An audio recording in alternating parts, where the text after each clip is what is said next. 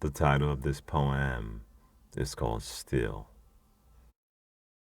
If I ever stood still, would anyone notice me? If I never said nothing, would anyone speak to me? My life is at a standstill, still standing I must. The trust I had for some has faded in the dust. It's hard for me to say it. It's difficult for me to write it. It's painful for me to relive it. It's hard for me to recite it, to recount the tragedies in my life since my childhood days. And those were the days when everything stood still. Losing my mother has taken a heavy toll on me. If you ever only knew what I was going through.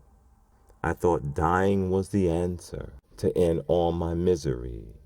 I thought by lying in my grave would bring me better days.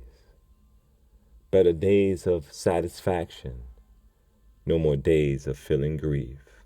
No more days of being lonely. No more days in disbelief. My headstone would read, "Here lies a young man. Here died a young man who's finally lying still."